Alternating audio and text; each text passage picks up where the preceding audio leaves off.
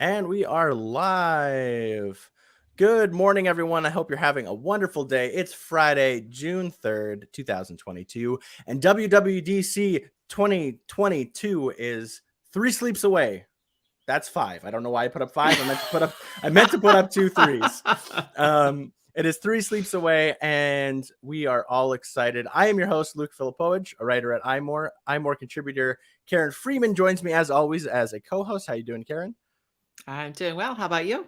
Not too bad. And as a special guest this week, we tried to grab him last week. It didn't quite work out, but this week are excited to introduce Christian Selig, who is an iOS developer, and he has developed a very, very popular Reddit app, Apollo, which is fantastic, and you all should download if you're at all Redditors. Christian, how you doing? Thank you for joining us. Great, thanks. I'm really pleasure to be here. How are you guys doing? Not too bad. So obviously we wanted to take an opportunity to actually talk to a developer because WWDC actually is a developer conference. And I feel like a lot of people in the Apple community often get a little too focused on the hardware because hardware is really exciting and it's something that, consumers and customers can go out and buy or go out and, shop for right away. They launch the new iPhone and a week later you can buy it kind of thing. But software is a little more nebulous, but it really, really affects how we use our devices. And in fact, is in a lot of ways more important than what the actual hardware is. So we're really excited to have a developer here. And Christian, I just got to tell us a little bit about yourself. Like, how did you get into developing? How did you get the idea for Apollo, which has been like a huge hit for you? And I know it's an app that both Karen and I use every day. Like, we love it. Thank you. I guess it's a little bit of a nebulous journey as well, I guess. For me, I was in high school and kind of trying to figure out what I wanted to do with university, and computers kind of seemed like the obvious direction. It was something I always really enjoyed, and it was at the point where there was kind of all the iPhone apps are really getting big. Like there was every success story in the news, and there was there's an app for that commercials.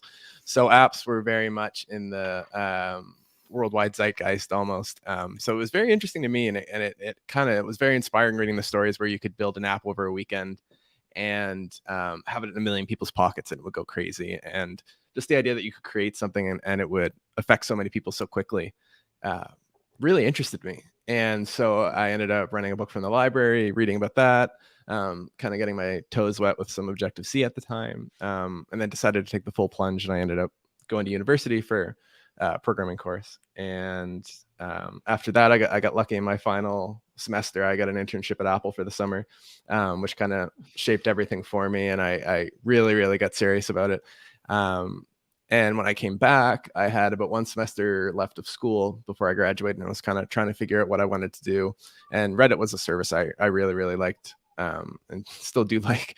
And there were some phenomenal apps out there at the time, but there wasn't anything that completely scratched my itch. I kind of wanted to take a swing at it myself, because it's one of those things when you're using it for several hours a day, potentially, like little things you wish you could improve really add up, because you're using it so much and you have so much exposure.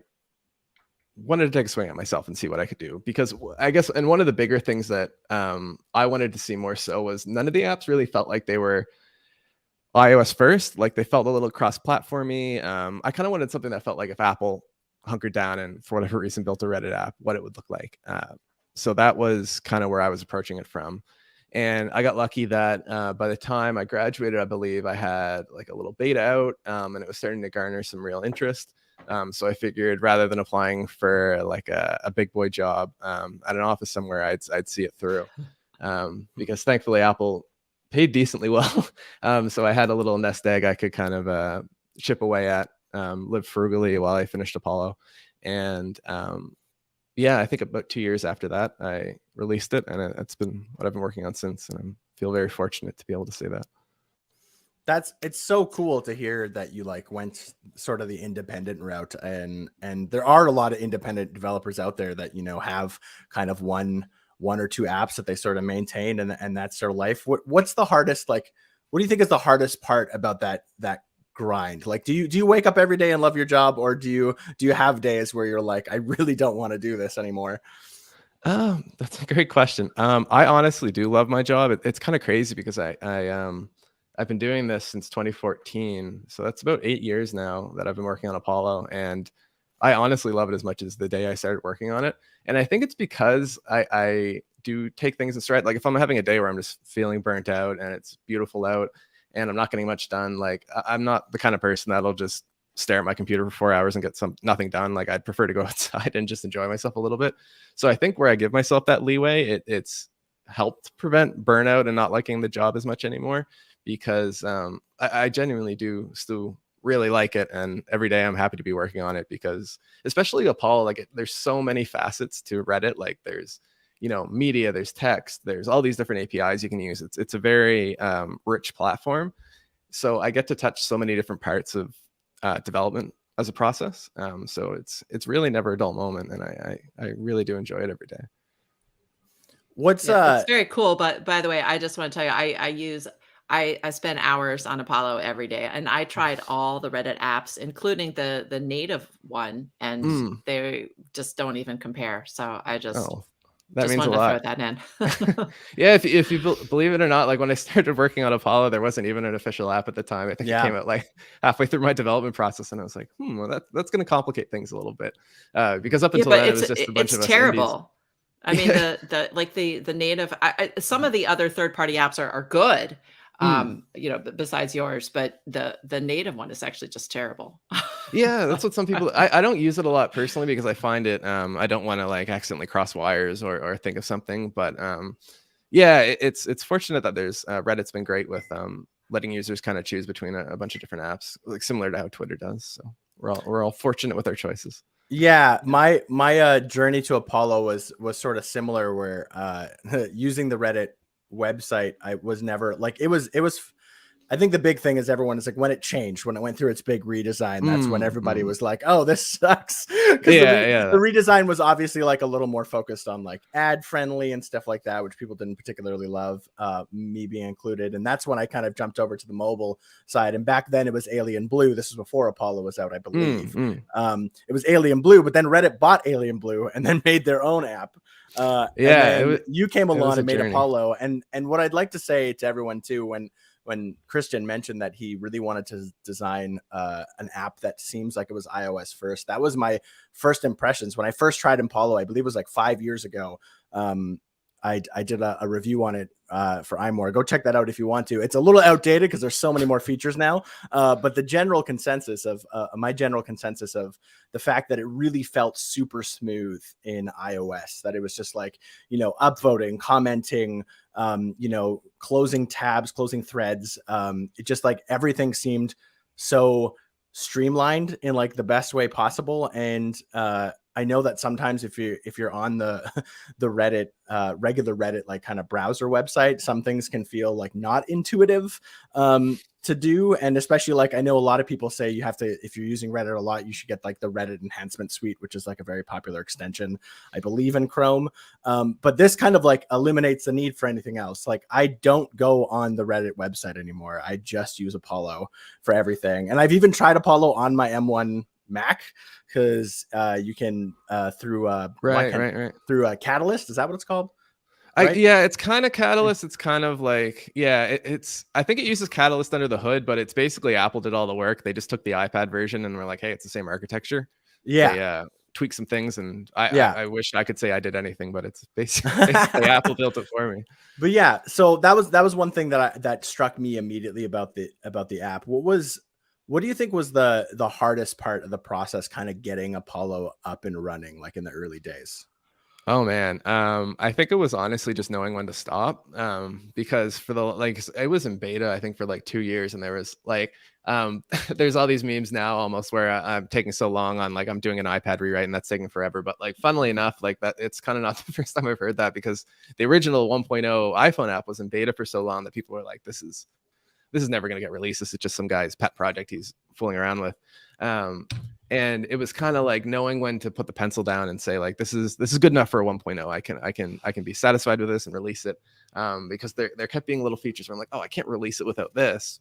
When in reality, like, Apple released the original iPhone without like copy and paste or like native apps or anything that we find to be basics nowadays. So I think I was a little overkill for the 1.0. But yeah, it was kind of I'd find myself being like building new features rather than like kind of like tweaking the little bugs that are preventing me from being released. So I think my girlfriend was always like, what are you working on today? Is it a new feature? Or are you finally tidying everything up? And I'd kind of be like, fine, okay. So she kept me in tow. And so yeah, She I think reins it in was, your ADD. Is that what you're saying? yeah, it was something like that. I think I just, well, it's like this baby of yours almost, and you don't want to, like, it would be like if you're writing a book or everything or something similar, like you Yeah. want to edit it and You hear edit it and about that edit with it. artists. You like Exactly, yeah. artists, they just have to put one more tree. There's just one more little thing, like, they want it to be perfect. Yeah, and you almost Uh, need like a third party voice to come in and be like, no, those trees, great trees, just release the Yeah. trees. Bob Ross that little tree would does love not those live trees. there. Yeah, Yeah. exactly. And especially the software, like you can go in and add more trees later, so it's even less of a Yeah. pressure Yeah. than it would be with painting, for instance.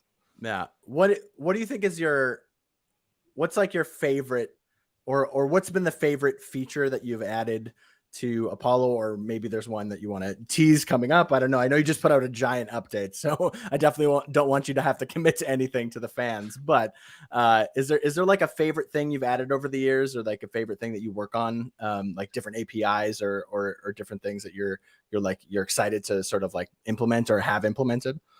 That's a really great question. I think if I had to say on the spot, off the top of my head, I think the one that surprised me the most was a few people were like, it would be really cool to be able, like, I'm always screenshotting a comment to send to my friend. It'd be really cool if Apollo had like a kind of a better way to do that, where especially if the comment like was multiple screen lengths, it would make that easier. So I was like, yeah, I don't think that would be too hard. So I think I sat down like on a Saturday and just whipped that out. And it's been like one of the most like beloved features that people who like share a lot of content really love, because they can just have Apollo, like, you can tap how many parent comments you want it to show as well, if it shows the corresponding post as well. And that was one where it was just I really liked it too, because it wasn't necessarily one I thought of myself. It's just like when you listen to your community and they have great ideas and you listen to what they want and you build it, like you get those really cool things that you never would have thought of yourself necessarily. But you build and everyone loves, and it's almost like a really cool collaborative thing where listening really pays off, and it wasn't even that hard to build. So that's definitely one of my favorites, I think. And you're sort of known as one of those developers that does listen to their Yeah. users, I try. and I know you're thought of very fondly because of that. Like, why do you think that more developers don't do that? That's a great question. I think I almost cheat in a way in that with Reddit, it's Reddit app with a subreddit, so it's the line of communication is so effortless. Like I'd almost be penalized not for listening, justifiably so. So it's so easy to have that direct line of communication through the subreddit that, yeah, I think I'd almost be shooting myself in the foot if I let that ball drop and just wasn't using that clear advantage. And I think too, there's definitely like some developers think they know better than their users. But it's to a certain extent, I think you have to be a little humble and realize, especially when you get a large amount of users, it's almost like you have this like incredibly large focus group that like some companies would pay, ungodly amounts of money to get access to that. And you just have it sitting there for free. Like they're happy to help because a lot of the time they get features they'd want out of it as well. So for me, it just kind of feels like a no brainer. But yeah, I think for other apps where if you're just building like an app that, I don't know, helps you track push-ups or something, like there's not necessarily an easy line of communication with the customer. You can hope they'll email you with an idea or whatever, but it's not quite as like caked into the app. So I think I've got a real benefit there. Yeah, it says you brought it up, and I'm so glad that Karen asked, was that if people don't know, the Apollo app subreddit is always booming with tons of like ideas or just like, sometimes bug fixes or stuff. And Christian is always in the comments responding to people saying like, oh, that's a really cool idea. Or, oh, I tried that already and didn't quite get it to work. That's why it's not here, but like, I'm still working on it. Like, you're very communicative with the community. And I think you're right. Like one of the best things about like just Reddit in general is that like there's a community for everything. That's kind of what Reddit is, right? It's all these sub little communities for every little interest you could possibly imagine. And obviously there's tons, like thousands and hundreds of thousands and millions of people using your app kind of thing.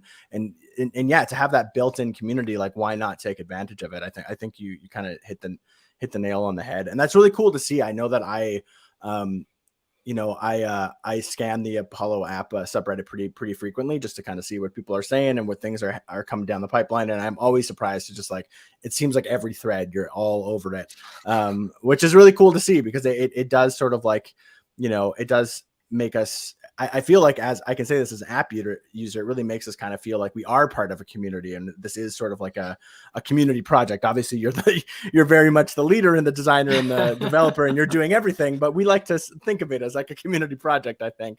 No, it totally is. Which is really cool.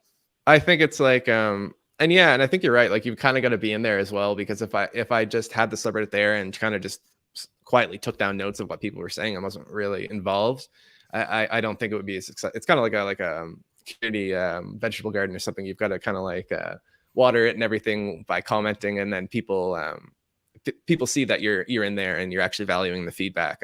So I think they're more likely to present their own feedback and discuss with you, and maybe like, and it's great, especially when you have a bug that's really vexing you and a user knows you're active in the community, so they'll post like incredible reproduction steps, like a full video showing the bug, and it just makes it so much easier to fix like a bug that's bothering you, rather than spend 4 hours desperately trying to reproduce it yourself with no luck.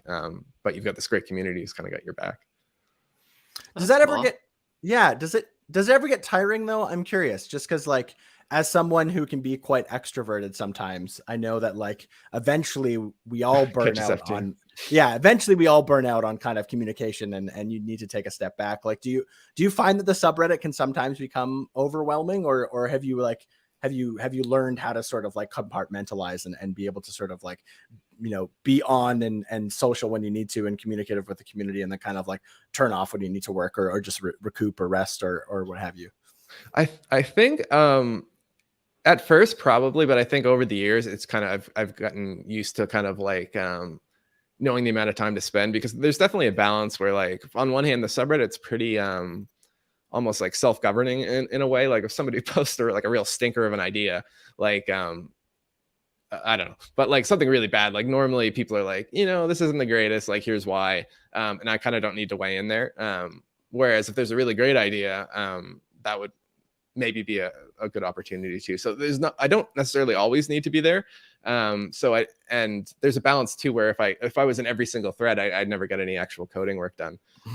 So I think there's inherently a balance where I try to spend some time, but not all the time. And I think over the years, I've kind of struck that balance where it's, I can communicate and talk with people and be there, but without it being necessarily like draining or something. Christian, do you have employees? No, but it's one of those things where I feel like I should. Like, I look at my peers in the community, and some of them are like kind of like, why don't you? And it's not a controlling thing per se. It's just I'm not sure how good I'd be at that. And it almost makes it feel like Apollo would become like more serious. Like on those days where I'm like, it's beautiful out, I'm gonna go, go for a walk or a hike or something like that. To have an employee who's like, okay, well, what do I do? Would make it a little trickier. But Apollo's definitely at the scale where I feel like if any businessman or woman who actually knew things came in and would be like, why are you doing so much yourself? This makes no sense at all. But at the same time, like you said, if I had, person A go into the subreddit and answer all the questions for me, I feel like it would lose a little bit of that personal feel. So I guess I'd have to be very picky with where I would add folks. One area where I do have someone who's like been an incredible addition on the last update, especially, where without being super long-winded, like I consider myself a pretty good iOS developer, but like the backend server kind of things is like a completely different like career, literally. Like there's people who spend their entire life doing that. And for years I've kind of worn like that hat a little bit, trying to like pretend I'm an iOS developer who knows what I'm doing on the back end as well, and to moderate success. But with the last update, Apollo got bigger and bigger. The server demand started getting stronger and stronger, and I wanted more out of the server. So I got help through a friend of mine named Andre, who's helped a ton with the last update and is just like a brilliant server engineer. So we've been collaborating on that end, and it's kind of opened my eyes to like, hey, this is really nice. Like, so maybe you never know, next year or later this year, it would be nice to have an iOS person on as well. It's just, yeah, just that first step is really intimidating. Sure. Yeah. So we've mentioned before that, you know, you can get Apollo on iOS and iPad OS, and there isn't an official Mac OS app. I'm going to say yet, because I feel like I'm going to try and I'd pick your love to. brain. I was going to say, what do you think your biggest hurdle is of like kind of making that jump? Is it just that, is Mac OS just so different from iOS that there's like so much to learn? Is it just a matter that like you're so busy because you do so much, rightfully so? It's a lot of things. Like, I mean, and any one of them is a big reason. Like, one thing is just that, like, the Mac, yeah, it's completely different. It's like, it's this storied platform that's had decades longer of life than iOS. And as a result, people have certain expectations, especially where it's like, it's a pointing click operating system versus touch. And there's such a long history of like really super well-made Mac apps. So to kind of just come in and throw like a touch-based app in the sea of like incredible storied Mac apps is intimidating, because I know some people have a lot of expectations for Mac apps. So it's a big bar to cross, I think, from a development standpoint. But there's also the fact that it's a much smaller market. So whereas like iPhone and iPads are absolutely ginormous, the demand for a Mac app is definitely there, but it's substantially less. So it's a big development effort with less of a clear win versus like an obvious one like an iPad. So it's tricky in that capacity, and it's and it's also just very different. Like, I'm an iOS developer through and through, and kind of learning how to do things in a Mac capacity is a lot trickier than what I've done historically. So it's definitely something I want to do. It's just, it's not as easy. I think some people think you just click a checkbox in Xcode and it pops a Mac app. And I wish it was the case, and it might be the case in some capacities, but I don't think it would be necessarily an app I'd be proud of right out of the gate. So I think I want to take the time to do it right. When you hire another developer. Yeah, exactly. There you go. What would you say is the most frustrating part about iOS development? Ooh, that's a tricky part, because nothing's too frustrating. That's a really good question. I guess sometimes when you're trying to get an API to do something that it wasn't necessarily designed to do, and that's not really anybody's fault. It's just when Apple's designing an API, for instance, they kind of have something in mind and they have a finite amount of time and they can't cover every use case. So it's sometimes frustrating when you're like, I want this new API to do thing X, and it doesn't quite do that.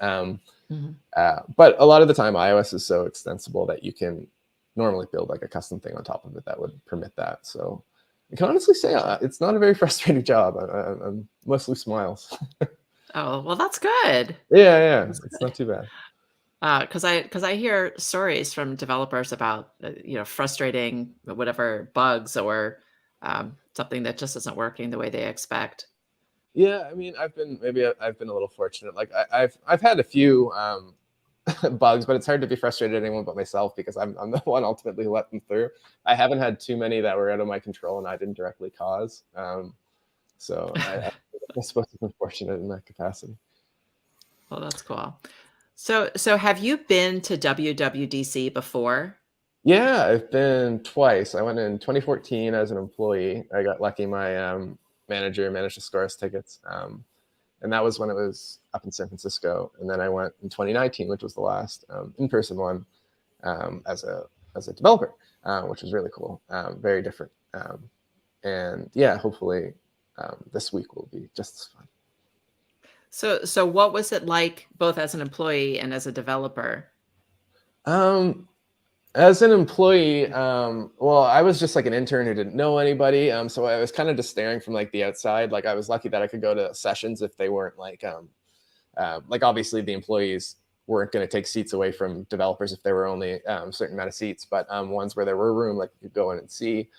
So it was very cool to experience the conference period. But I think knowing more people and being able to be there as an attendee is even cooler, because I think it's just more so that I know more people now than I did when I was at Apple, because I kind of have an app that people use and kind of attribute to me, which is a lot more, I guess, people know you. even Yeah, if you don't know exactly. them. Yeah, exactly. I can put an Apollo shirt on and like at least like one person throughout the day I'll be able to talk to and say hi to and maybe make a friend that way. So it's very fun that way. I think you're much more involved as a developer, where the employees are kind of more so like the hosts of the party, these kind folks who are there to make everything great for everyone else. But it's much more selfish as a developer. You get to just be there and have fun. So, like, how excited are you to go to WWDC this year in Oh, person? yeah, I'm very excited. It's been a pent up like 3 years since the last one, especially like given the pandemic, where it's been life as an indie developer can kind of be lonely on the best of days, just where you don't really have any coworkers or anything. Especially when I'm out in Eastern Canada and there's not exactly like a massive iOS developer community out here versus like the Bay Area or parts of the US or even like Toronto. So it's like this is like the first time I've traveled in years, and to be able to see like a lot of the friends I haven't seen in years or haven't seen ever, I've just been friendly with on Twitter for years, to be able to see them in person is very exciting. So, do you think that the digital format has been good for Apple, has been good for developers? Do you think it's hurt the community? Like, how do you think that's affected things? Oh, I think it's been like a total win across the board. Like as much as I selfishly would wish it would only ever be physical, and that would get as many people to come as possible. Like that would be entirely selfish. It's just that's not economically feasible for a lot of people. Like the travel's really far, and so this is just a lot more equitable, I think, for everybody, and even for the developers who attend. I think the format is like the videos are shorter because I think the employees rather have more opportunity to like get the take right, and really get it concise and perfect, where doing something live on stage, there's a lot more opportunity for things to go awry. So I think for the employees, for the developers, for just about everybody, it's a much better format because I can go back and watch a video and it's a lot more concise and digestible even months later.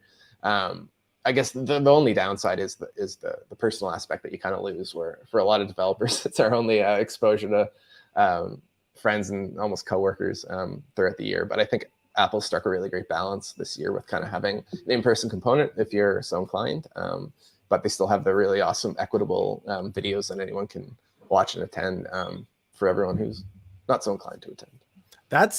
That's really cool, because I totally expected for you to have a different answer. I totally expected for you to be like, no, in person is the only way to kind of go forward. But I love that you brought up like how it's more equitable and kind of like Right. more accessible to if it's sort of in this like kind of hybrid format, or even just like an all digital format. I think we go back and forth a lot at iMore about loving the kind of conciseness of like Apple events over the past few years, because they've obviously they've been pre-recorded, and it's awesome from a consumer standpoint of like just being like, oh, here's all the new things, we get it in like a tight hour, it's done, it's good, we're off kind of thing. For our jobs, obviously that can make the pace a little hectic when we're trying to live reports about what's going on, but overall we always sort of strike this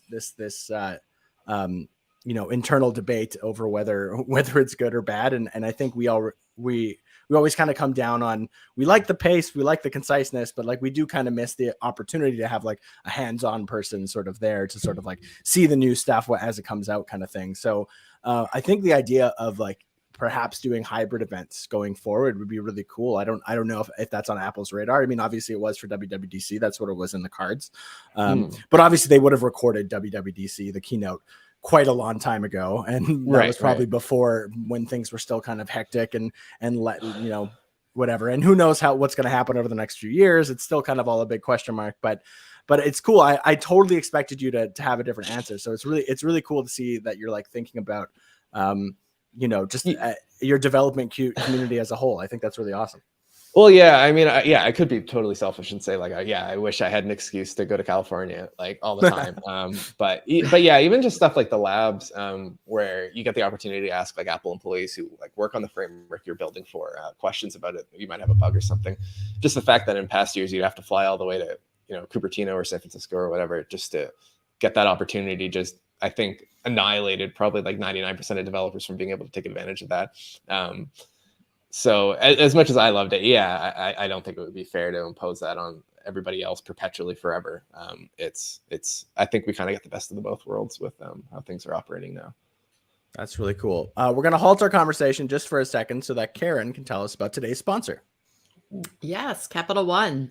Have you ever hit a technical snafu shopping online? Has filling out payment fields given you a headache? Has a mobile banking app even been down when you wanted to use it? Capital One believes everyone deserves better banking. This means easier access to their money and more security. That's why Capital One is investing in machine learning. Machine learning allows Capital One to do things like fight fraud with random forests. Models quickly detect suspicious activity and make it faster to alert federal investigators. Identify how mobile app outages happen with causal models. Keeping our mobile app up and running doesn't happen by accident. Anomaly detection and incident response help determine why app outages happen so engineers can quickly remedy them. Speed up online shopping with machine learning at the edge. Make shopping with virtual card numbers smoother and more secure. This technology is based on logistic regression models and running inference in the browser. It identifies payment fields, which helps make using virtual card numbers easier and faster. The potential of machine learning is so big. See how Capital One is using machine learning to create the future of banking. Search machine learning at Capital One. Capital One, what's in your wallet? Thank you, Karen. And thank you, Capital One, for sponsoring the iMore show. Since we're talking about WWDC this year, Christian, is there any specific aspect that you're really looking forward to this year? Is there something you kind of like, do you have a goal in mind of going, or are you just like excited to be back and you just want to kind of like soak it all in? I think my goal is to say as hi to as many people as possible. I don't even know I'll write a line of code this week. That's pretty much it for me. Like, there's a lot of APIs I'd love to see, like especially stuff around like Swift UI continuing to get better and better is a really interesting point for me as a developer. But for me, yeah, this week's totally just about the people and seeing everyone. And I think once I get home that Sunday, I think I'll just digest and inhale all the code I have to at that point. But yeah, I think I'm just excited to see everything. No. What are some of the APIs that you kind of want to like hear more about? I think Swift UI is the main point for me. It's something I've been using more and more in my apps. It came out, funnily enough, at the last in-person WWDC I was at was when it was released. And since then, it's gotten better and better and better and grown substantially. But there's still some areas where UI kit in comparison has had 5 times as long or whatever to grow. So it has some really big boots to fill in terms of matching kind of its competitor framework, UI kit in some ways. So I'm just excited to see it grow more and more, because there's certain areas where I'd really love to use it more in my apps, because it speeds things up. It's more fun to develop with, but it's not quite there in terms of what I need it to do. So I'm excited to see it continue to mature there. Outside of that, I kind of go into WWDC every year, not necessarily expecting a ton, just because I kind of like to go in excited, and everything that's announced is kind of icing on the cake. iPad stuff especially, they seem to do more and more every year there, since they've kind of branched it off into iPadOS. So I'm excited to see if they do anything crazy there, especially because I've most of my work over the last little bit and going forward is the iPad version of Apollo. So anything exciting they do there is doubly exciting for me. Yeah, I'll say I've noticed in the past when Apple does add new features to their software that you really try to leverage it for Apollo, and you do it pretty well. Like, I remember when widgets first came out, I guess that was in iOS 14.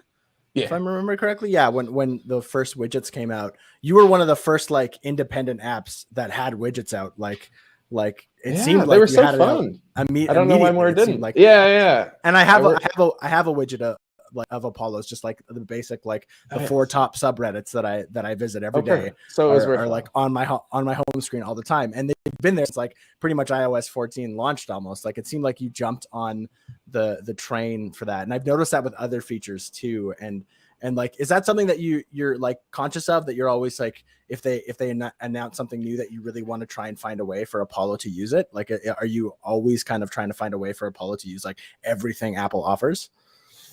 Maybe not everything, but I definitely try to find as much as I can. Like there's because I mean people, especially like Reddit users where they're slightly more technically inclined than I think your average person. All of us nerds get really excited for iOS every year. So when Apple announces all these cool new developer features and the app you use the most doesn't adopt any of them, it's kind of a bummer. So I kind of like going and seeing like in the fall, like, oh, like what are my favorite apps? What did they adopt, and what cool new ways can I use them in? So I kind of want to try to do well there, and especially almost from a selfish perspective, a lot of the APIs are just really fun to build with, like SharePlay last year, with all the FaceTime communication stuff. Like the APIs to build with that were really fun to integrate into Apollo. So I just had a great time building with them, and if nobody ended up using them, thankfully they did. But I would have still had a great time. So it's kind of a no-brainer for me. And it helps that Apple looks very favorably upon apps that take advantage of those new APIs. So you might get like an App Store feature, for instance, that helps boost sales. So you can get like your stuffed crust pizza for that month. Yeah, I mean, it all helps. It's just, it's a very free win, I think. Yeah. Is there anything that like kind of moving more into WWDC and sort of talking about all the different software that's obviously going to be kind of, revealed / taking a peek at, because the software that never launches until, much later in the fall. Is there anything like that you're hoping for that maybe iOS will feature in iOS 16 or iPadOS might feature in iPadOS 16 that you can take advantage of?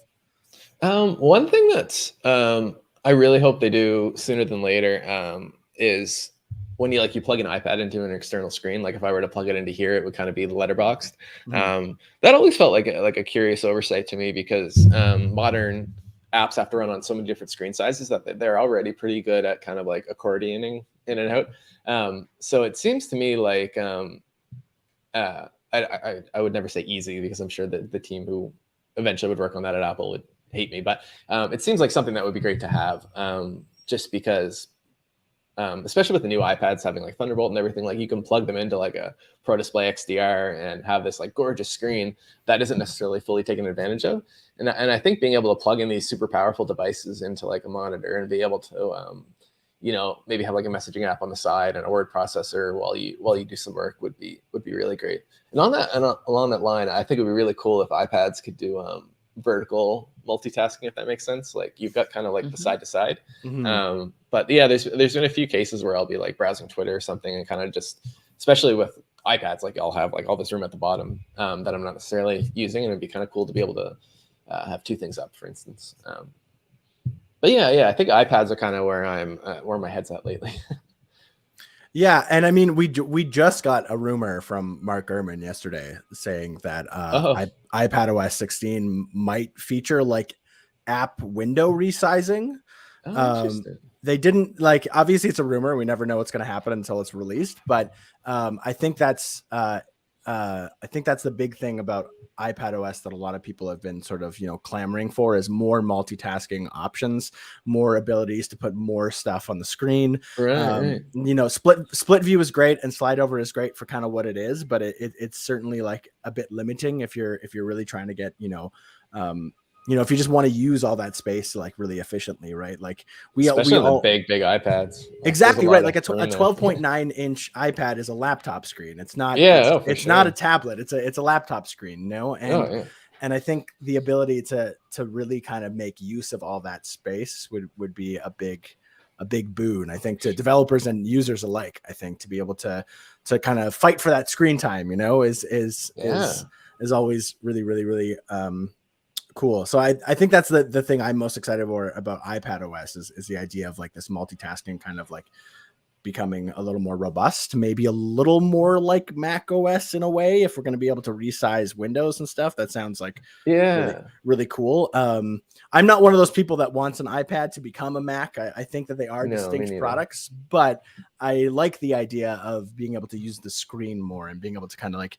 use more of that power that the M1 kind of gives it, especially if we're talking about the Pros or the Air. So yeah, they've got so much RAM now versus like previous iPads that I could totally see that being even if they made it so it's only like the A12 and up or something like that gets the crazy features. I think that would be really cool, because then I could do my vertical mode if I could resize it, I suppose. Yeah, exactly. So I think that that's the biggest thing that I took away from the iPad OS 16 rumors, is that like we might finally maybe get that multitasking that like is a little more useful and a little more, I want to say user friendly. I don't know if that's actually true, because I think like the way that split view and slide over are implemented, those are quite user friendly, as Apple's usually pretty good with that kind of thing.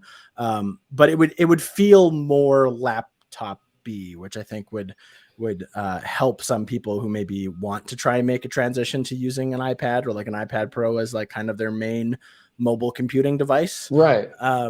It's tricky though. Yeah, because I feel like if I was to give like I don't know, like my sister and my mom an iPad and it went into split screen mode, like I'm sure they would want to get out of it as soon as possible. Like I don't think they use their iPads in that capacity. So it almost, maybe it's naive, but it almost feels like a power user, normal user kind of split. And it makes you wonder, it's very hard. I feel for Apple trying to walk that line between accidentally introducing complexity to people who don't want it versus making it too simple for those who do want the complexity. Like it almost makes you just want to cop out and have a toggle or something that can put you in power user mode and just take the training wheels off completely. But that's a really interesting perspective, because I think, you know, in the tech community, people are always clamoring for more flexibility, more options, more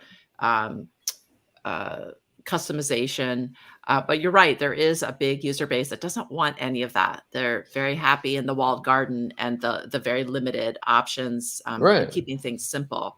So yeah, that's interesting. It would have to stay simple in the default, but then have a mode that you have to intentionally, whether it's a toggle or something you have to change in the settings, so that, you know, the less tech inclined people don't accidentally stumble into it. Frustrated. No, I guess when iOS just has as many users as it does, there's just such a large, you know, diversity of people who use it that it's hard to almost capture everybody in one false. Like that's kind of one of the things I've done with Apollo, is I try to give a lot of preferences because I know no two users are the same. And if I try to add like feature X, there's a lot of the time where 50% of the people hate it and 50% of the people love it. So it's kind of nice to be able to offer the toggle, and you kind of just, it feels like a cop out, but you do make both groups pretty happy.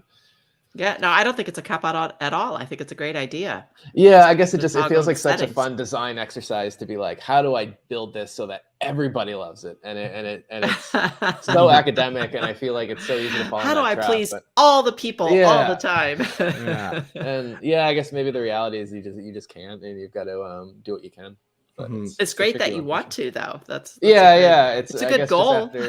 Eventually, you kind of probably have to talk to yourself and be like, yeah, this is 6 months in, maybe try to go in a different direction. But I agree with you about iPad OS. Like the simplicity that, you know, it does have is super attractive to some people. You know, some people don't want a Mac, right? And they opt for an iPad for, you know, reasons X, Y, and Z. And one of those reasons is probably that it is a little more simple. It is a little more, it's also mobile, which is, you know, important. But there is kind of this subsect or there is kind of like the two warring sides of iPad OS, where some people really want to see it kind of turn into Mac OS essentially and just have Mac OS on an iPad. And then some people are like, no, like it can be its own thing, but it can be better than it is now, but it can be its own thing still. It doesn't have to be, you know, a laptop. It can, there is a bit of a different market for it. And, you know, especially with how huge iPad, especially the iPad Pro and the iPad Air in recent years too, have been on like the digital artist community. You know, there's big differences in between using an Apple Pencil and using like a Wacom tablet, right? And there's advantages and disadvantages to both. Now, a Wacom tablet on you know, your Mac or whatever is very, very detailed, and there's so much you can do with it that the Apple Pencil kind of can't. But the sort of simplicity and simplicity of using an Apple Pencil can be really, really great, and actually like allow for some different styles of art than you might think. It's interesting. I follow a lot of like digital artists on like YouTube and stuff, and I've heard so many of them talk about like when they like to use the Apple Pencil and an iPad, and when they like to move the art over to like a Wacom tablet because they're like better at doing different things. And so it really is the it really is, unfortunately, where Apple is sort of in this lane where they, they're so popular. I mean, they're a trillion-dollar company, right? Like they make products for everyone, but the problem with that is that everybody has a different idea of where they want it to go. I'm certainly interested to see iPadOS 16 if this does come true. I'm certainly interested to see it like become a little more robust in the multitasking features, because using my iPad Air 5 that I have, I noticed that like I use split view a lot and slide over a lot too, and I like that I have the option of having a couple apps open at a time. But I always kind of want more. I always seem like, oh, I wish I could just go over here and change this one thing, like change my music really quick and then come back kind of thing. Yeah. And it to have to like go into the app or the app view and kind of get all the things in order and whatever. It's always, to me, it always is like a little clunky, but that's because I am what you would call like I'm more of a power user, right? Like I use my iPad as sort of a mobile computing device where it's kind of taken over my laptop position, but I still don't want it to become Mac OS. I still think that they're very distinct things. So it's a very interesting line to tread for sure. Have you heard of any of the like rumors coming out for like iOS 16, like that you're like interested in, or if it comes to fruition, of course? I honestly haven't been too tuned into this year's rumors. I think in the past, like so many of them are just completely wrong that I don't put necessarily a lot of weight into them, because I think it's easy to get super hyped up about how the new version of iPad is going to run Mac OS whatever, and then it doesn't, and then you're like, oh well, this sucks. But in reality, they released 30 other really cool features that you should be excited about. So it's tricky.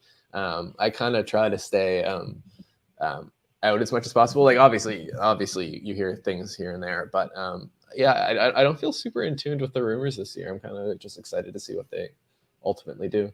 I'm sort of jealous of that perspective, because obviously with the job that harder we have, for your job. The job that we have, we're obviously very invested in the rumors, and I do find myself sometimes getting hyped before I should, putting the cart before the horse, so to speak. And I mean, I can't blame you. And it's hard to not get kind of like swept up in the hype, and it happened last year for me really hard with the WatchOS 8 we heard was going to be like really, really big.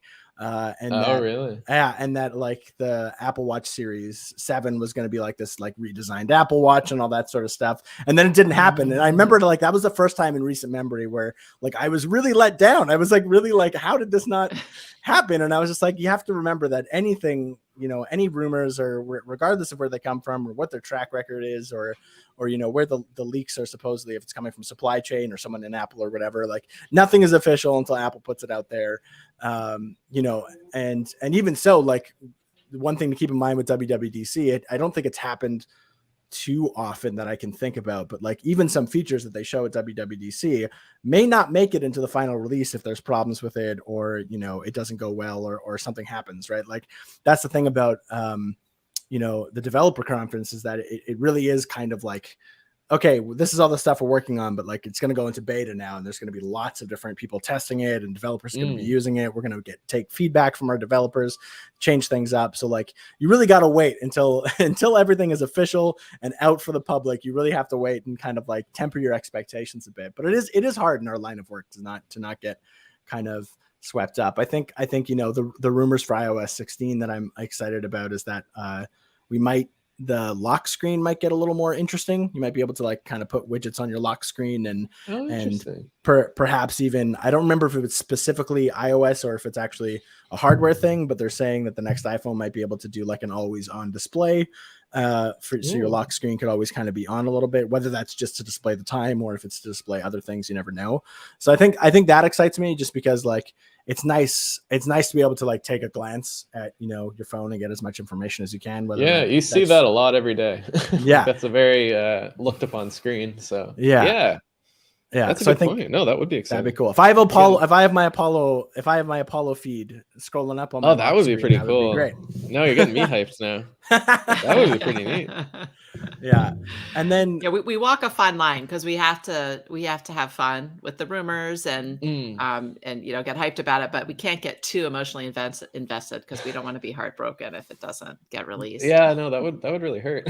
yeah, I mean, they're saying it's like this year they're saying that like WatchOS 9 is going to be really big, and that the Series 8 is potentially going to have that redesign that we talked about last year. And I'm just like, okay, I'll just wait. I just don't want to. I don't want to think about it. I don't want to. I've been hurt go before. through this again. No, I hear you. Yeah, I think WWDC is actually, when it comes down to it, is my favorite event of Apple's kind of event calendar, just because like I've said, is as much as I love new hardware and it's so nice to talk about shiny things and touch new shiny things and to be able to use it and see how it all works. I'd like the brains of the operation is what you're actually experiencing, right? For the most part. Sure. Obviously there's, with keyboards and hardware, accessories and stuff, there's a tactile feature to that, but so much of our world is all digital. It's all what Apple puts inside of it.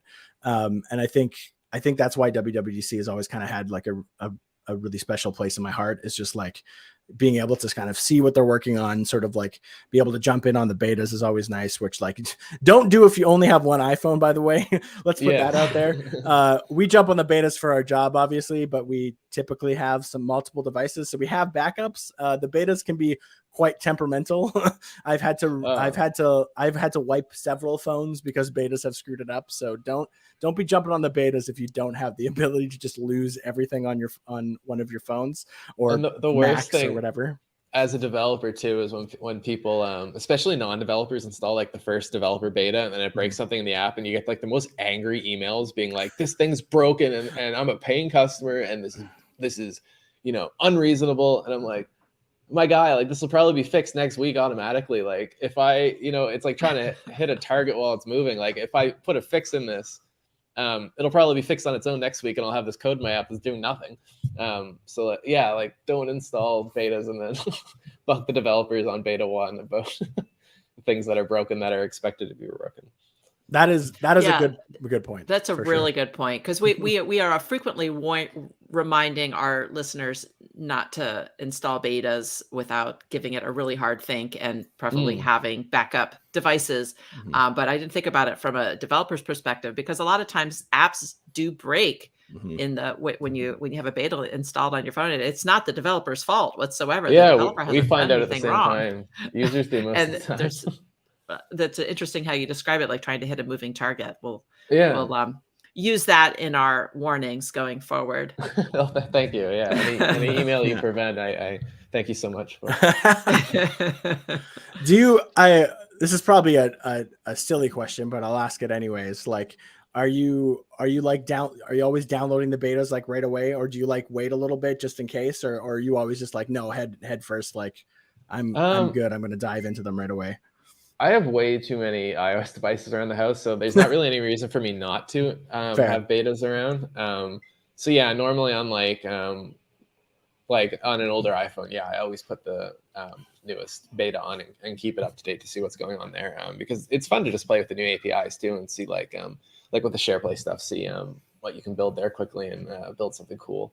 But I do tend to keep it off my main device, especially where I'm traveling this year. Like the last thing I want is like to have like my like my vaccine pass and everything at the airport, and then my phone gets bricked and I can't get home because I'm like, it's new beta. Is that okay? And they're like, yeah, sorry. So yeah, I don't want to strand myself in the US. So I'll bring a separate iPhone for the betas, I think.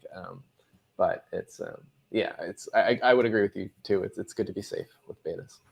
Yeah, and I guess you have to download the betas right away. Like it's literally your job. That's who the betas are for. They're for you. For sure. That's why they're called developer betas. Yeah. It's the surprise of many. But it's you got to play with them to a certain extent. Yeah. So if you want to give us a little tease, and don't feel free to reveal as much or as little as you want, but like what's kind of on the radar for Apollo? What do you think your next big thing is, or you've mentioned that like you're really kind of focused on iPad OS right now. Is that kind of, are you really trying to get the iPad app like to the point where the iOS app is currently, or like what's like the next big step in Apollo's evolution? I guess this is where Karen was saying I need another employee is accurate. Where it's a very tricky balance, because like, say I go like all in on the iPad app and just cram, and it's out in 6 months. Like, that 6 months is probably a period where there's no other updates, which also sucks for users. So it's tricky where you kind of got to balance, where you've got to build some features, but you've got to focus on like the main thing as well. So I think the iPad update will be my main focus and where I spend the vast majority of my time, because I do want that out as soon as possible, and I'm really excited for it. Kind of one of those things where I want to cram and do my best to get that out before the end of the year.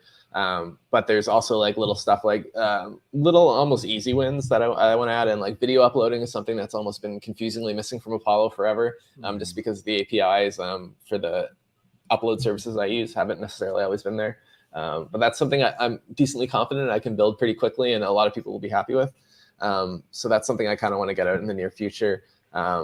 But yeah, nailing the iPad version is something that I think it's trickier than adding video uploading support, and it's something that's going to take a little bit longer. But thankfully, the vast majority of the design work is done, and for me, that's the most difficult part, because the artsy stuff is always very tricky for me, because it's almost like programmer minded. With programming, you can kind of write tests and say like, oh, this feature is done. Like, it passes all my tests. It does everything I want it to. Ship it. Like, where design, like, you can look at something one morning and then wake up the next morning and you hate it, and it's hard to nail down things. But I think I've got the design nailed down to an extent that I'm happy with. So it's kind of just the easier part of just building the darn thing. And I built most of it, thankfully, or not maybe most of it, but I built a lot of it. So I'm in a good state. I think I just need to hunker down and finish that one off, while also building some other features on the side. Right, and then seeing what happens in the new betas, and exactly what other stuff you want to bring to Apollo and on iOS. Yeah, if iOS 16 has some like massive new features that Apollo really needs, that complicates things as well. So it's back to like kind of like hitting a moving target. Like, things are so in flux that it's hard to make estimates, and that's why I very much avoid doing so. Fair. And is Apollo, like, I know you have Amplosion as well, which is your other app, which kind of like, do you want to explain that one a little bit, just to let people know what it's about real quick? I guess long story short, Google and some other partners have this program called AMP, which is Accelerated Mobile Pages, an acronym. And the goal is basically to make, like, if you Google something and an article comes up, their goal on paper is to make it load as quickly as possible. So they do a lot of stuff by like trying to cache all the pages ahead of time and everything. But the result ultimately, well, one of those things where they have noble intentions, the result necessarily isn't the best. And you a lot of the time you get pages that are kind of like broken or not as feature complete and as rich as the normal versions that you'd load without this program. A lot of the time there's maybe more trackers, so it's a little less privacy nice. For me, a big deal too is it just mangles the URL a lot of the time. Like, it's hosted on Google services, or servers rather. So you get like amp.google.com/cnn/amp/share/ like, and it's just the grossest URL. So when you go to share it with a friend, like, maybe it's vain, but I'm just like, oh, that URL is so gross. Like, I just want like cnn.com/article, whatever. Yeah. So there's just all these aspects where they're almost trying to fix a problem that I don't think exists. So Apollo, or Amplosion rather, kind of tries to roll back the clock and just steps in the middle, and it's like, no, we're not doing that. Just give me the normal web page, like it's always been. It works great. The internet's a great place. Like, just give me the normal article with a normal URL, so I can read it and share it, and kind of get Google and their partners out of your way. So it's very simple in theory. It's a bit of work to try to get to work properly, because there's a lot of moving parts. But in essence, it's very simple. Yeah, I just wanted to, I know we talked a lot about Apollo because I know Apollo takes most of your time, but yes. I just wanted to give you an opportunity to sort of plug Amplosion. I have used that as well. It's very great, because AMP pages do, in my opinion, just suck. I don't understand why. I agree with you, as in they're trying to solve a problem that doesn't seem to be there, in my opinion. Exactly. So it's nice to be able to kind of get those out of the way, and not have to worry about that. So I wanted to make sure you had an opportunity to sort of plug that. Thank you. Because it's also a great app. You can go download the App Store. We're just about to finish up here. Is there anything that you want to add, Christian? Anything that you want to say? Anything that you want to tell the masses, the iMore show masses? That's a great question. Oh, I will say with the Implosion, I'm pretty proud. There's like a little mini game in the app where there's a pet dog you can like pet and play around with, like a little Tamagotchi in the app, because it's a Safari extension fundamentally, the app. So it's very simple. Like you install it in Safari and you almost never have to launch the app again because it lives in Safari. So I kind of wanted something that if you do go to the app, there's something fun to play with.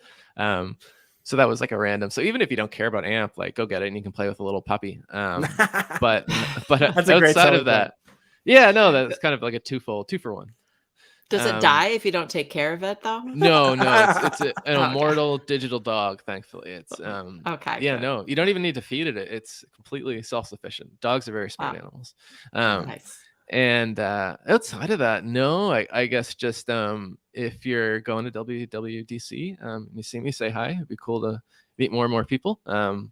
Outside of that, no, I can't think of anything. I'm just really honored to be here. I don't do a lot of these, so it's an honor to be asked and to be able to be here with you two talented folks. Well, we're honored that you were able to join us today. It was fun for us. Yeah, No, definitely. Thank you so much. Yeah, thank you so much for coming on the show. And we'll wrap up now. That is the show, guys. So thank you so much for all of our listeners who are listening live. As always, we really appreciate all the comments and things that you say. Feel free to get at us at iMore on Twitter or at iMoregram on Instagram. Let us know what you're excited about with WWDC coming up, or when WWDC launches, let us know what the most exciting features are to you. We'd love to hear from you, because obviously next week we're definitely going to be diving into everything that was announced at WWDC. So get ready for that. Until next time, I'm Luke. I'm been joined by Karen and Christian, and we'll say goodbye. Bye, guys. Bye, everybody.